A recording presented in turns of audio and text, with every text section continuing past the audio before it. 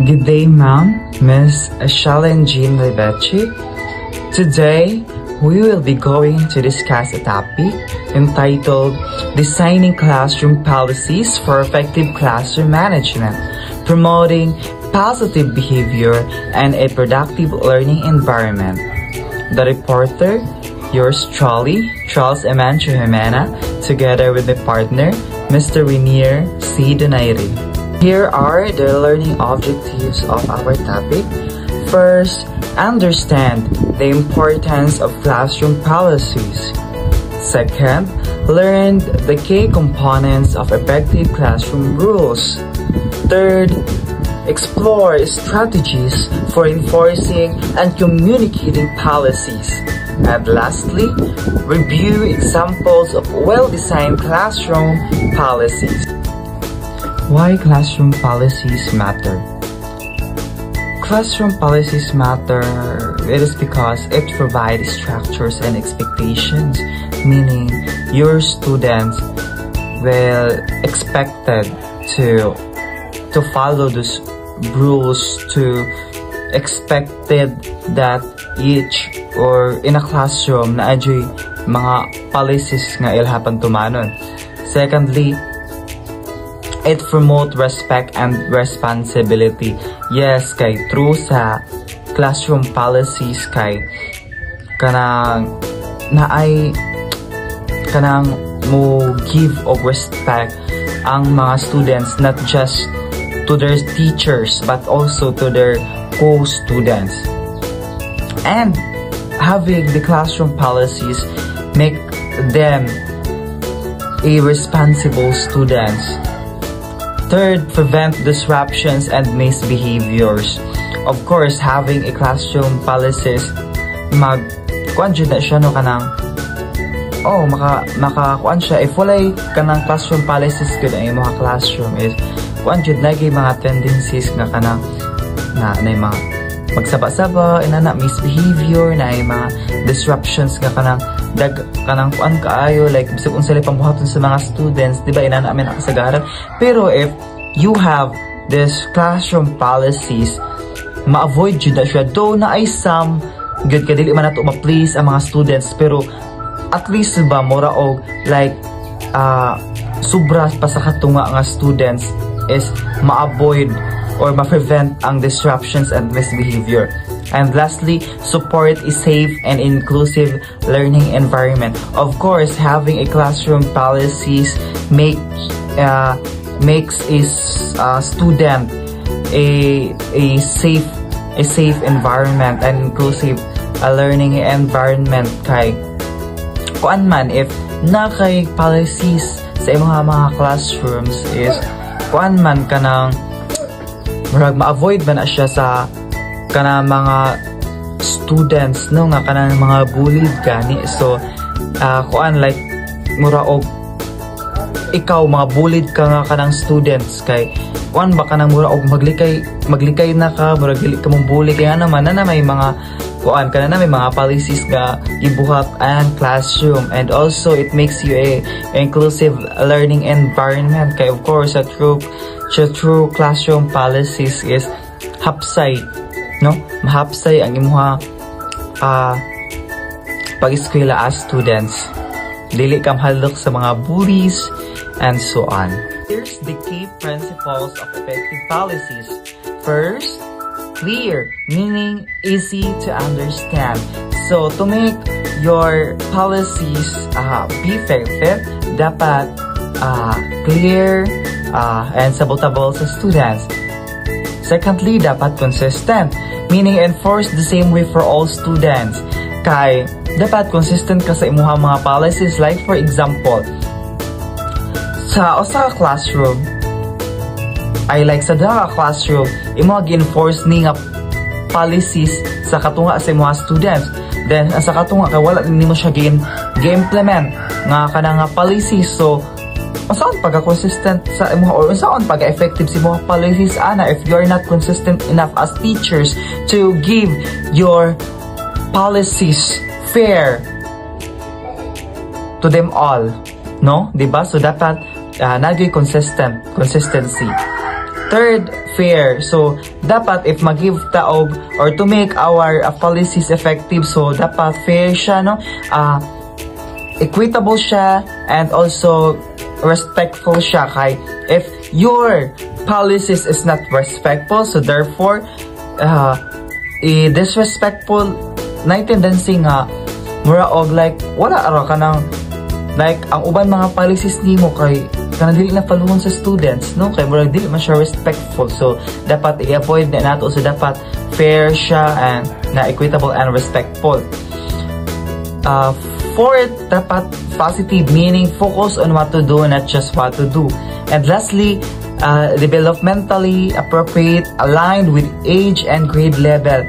So meaning if to make your policies be effective, so dapat ma-align jud siya sa grade level na imuha gitudloan. Like for example, grade 6, so dapat ang katong mga policies nga imuha ipot is dili ang katong mga policies nga pang college, pang high school, so dapat pang grade 6 siya nga appropriate sa ilaha grade level. In designing for a classroom policies, so mo na siya ang mga core areas na need to address. So first, behavior expectations.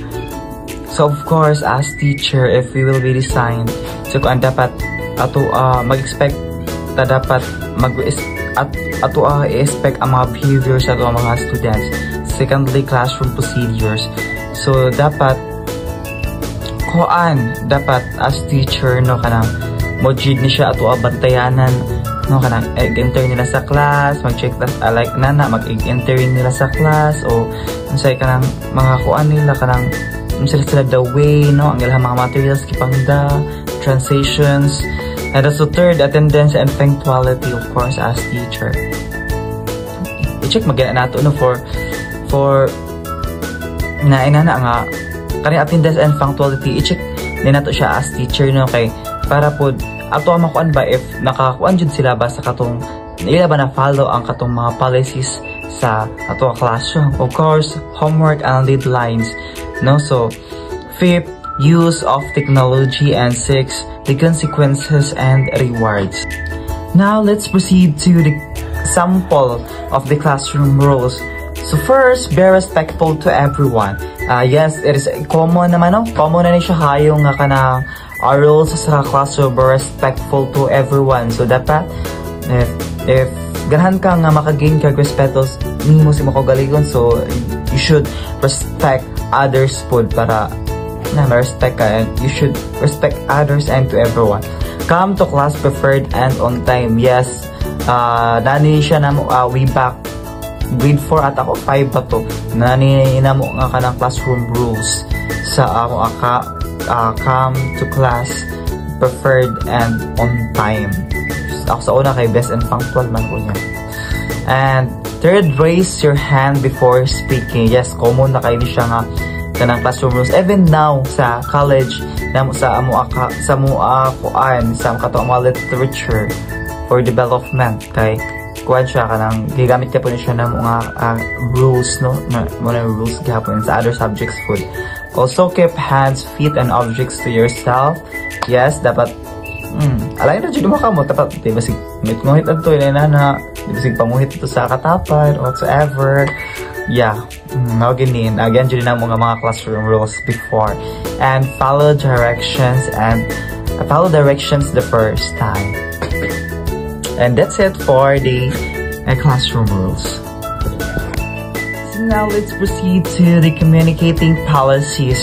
So first, discuss rules on the first day of schools. Yes, it is the common naman kayo nato siya in the very first, in the very beginning sa klase. Mag-discuss magina siya sa mga rules sa college, sa labos at rin ang sa high school, sa grade 6 kay mga rules and regulations, mga policies sa schools, no, magana siya implement and discuss, no. Secondly, use visuals and handouts. Third, involve students in creating or agreeing on rules. So of course, if you make policies or rules, so dapat na gyud ang kanang students, no, para magyan po nila ba if kuan ba siya kanang nga if okay ba siya nga rules, no, or dili na baangay. So dapat you're not just a teachers, you're not the one teachers no nga mukuan sad ana mubuhat sad sa policies no. So dapat imo sad involve ang students para nasad sila kanang idea no kay dili man pasabot na as teacher ta where kuan na kanang jud ta sa tanan no. So mag-lead na sa jud ta og kanang like mga advice or suggestions or like mga inana no. Dili lang sa to students ang sa nakapaliw na to. I follow schools in a visible place and also send policies home to parents and guardians. So yes, of course, sa una na kami sa una mga pamula man. Pero much better yung naghapon no if kuan ka nang i-apply sa di ka nang na mag-send gyapon ka policies no sa kanang imo sa parents or guardians sa mga students no kay para aware po sila ba. Yeah. So that's it for the communicating policies. Now let's dive into the enforcing policies consistently. When we enforce our policies to our student, we need to first use a calm and neutral tone. O no, if mag-put or mag-implement ang policies na consistent, dapat ito gamitin nga tone is kalma lang, no? Para kalma siya kay para more og dili mahadlok ang students baka nga dili sad kay over ka nang kakalma ka nang wala sa kagluyad tira no. So wala say appeal sa students. So dapat neutral ra nya, calm, neutral ra mo to, dili mo taas, dili mo ubos kay ubos ka buro mas dili masakit na. So dapat kalma lang siya ba, and apply rules fairly to all students. Of course man ang kailangan dapat ang rules sa usa ka classroom kay dili lang kay sa pipila ra ka students mo apply that imo siya apply sa tanan students, excuse me, sa tanan students kay para kan siya para na fair no. Dili sa fair no kay abi kay badungon siya nga na siya ni mag-apply ang kanang arals no sa daily. So badungon man na butan man na or unsa man na siya dapat nga i-apply gyud na ang rules no. Address issues promptly no. I-address if kuan jud ka nang if yes maginana ano promptly no, dapat lang. And then follow through with consequences. Yes, when we enforce our policies, so dapat ito gyud i-follow ang kanang kuan if unsay mga consequences nga nagpihan sa body, then reinforce positive behavior. Yeah, so that's it for the enforcing policies consistently. Now let's move to the consequences and rewards. So first, let's talk about the consequences. So siguro na mga consequences kay verbal warning lang ta mo na mamamay kasi sa mga teacher no if kanang nasakpan di mo kanang na nag-misbehave nang shit or mga whatsoever, wala ni tuman sa policies, wala ni follow sa rules sa policies. So mo na mga verbal warning sa teacher dayon kaning set change no kay nakaswaysod ko ni sa una kanang ako classmate day sa una no nga kanang tabian kayo siya no during this is a teacher. So babalin ko siya og kanang gipaswap sila nya kanang loss of privilege, parent contact and office referral. So kanang if dili na gid makaya no if kanang grabe na gid kayo no ang kanang gibuhat sa ka students no. So maabot jud ta aning parent contact no then kanang office referral no. So far sa ako journey sa elementary and senior high wala pa mo ko nakasway aning taon. Oy Diyos ko, office referral jay. Let's talk about the positive the rewards no or the rewards. So first, positive reinforcement. So sa mga positive nga reinforcement ang mga wisdom of face mga sabi na kaya kaning phrase and encouragement no sa mga siguro ka like sa mga makatubag siguro sa organization no so phrase ka dayon dali genius kaning bata sa nakasway dili kay makakuha sana maka-think kaya encourage din mayo din sa mga magitaan ng potential sa arts yung bright ka sa inana ako encourage din ka nga dili atin dali to din sa pod if kuan tagag points or tokens no. So if sa una if patubagon mi sa una sa pag-high school na ako kay kuan man kanang if moral na patubagon ka kay Oral ka na ito, mga tag 10 points, ina basukan sa gid kayo no din. Usahay po, if sa una, way back sa ko grade 3 kay kaning token systems, nakasway mi ani sa una. Token systems niya ang sud kay sa to ka ng banana Q. Ang banana Q, banana Q, ay turon, tinda ka mabukog. Kato sa una, mo na ka ng ihatag niya sa una. Nya, dahil kaning class rewards, extra recess of privileges. So, mali kawan na extra recess, kasuya nila. Kana siya. So, that's it for the consequences and rewards.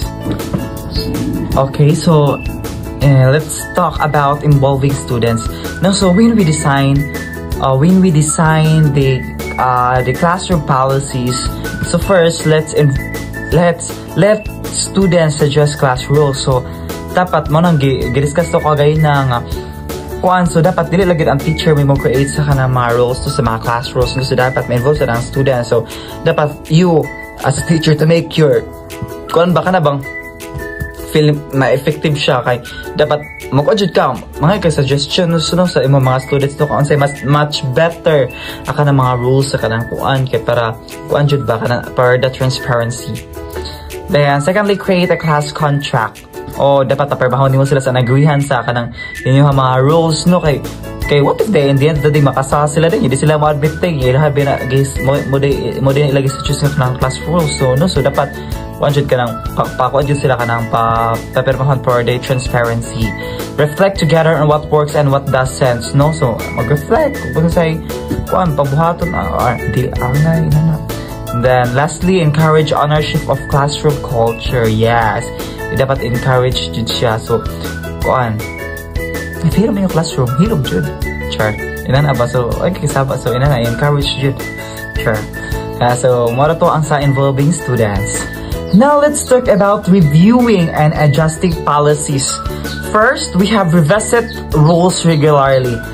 Yes, so murag yes, importante gid ni siya kay and yeah, nice gid ni siya. I think effective ni siya kay dapat dili lang kay nakabot naka-create ng policies kay policies ito siya, so dapat no i-visit siya panagsano kay namin usay mga students gud nga mura pila ra ka days niya ikapila na ka days or months ba kay mawa din sila huna ang kanang classroom, so makabuhat din sila, so dapat mas nice gid siya if imo siya i-revisit as teacher, imo siya i-revisit imo mga rules no.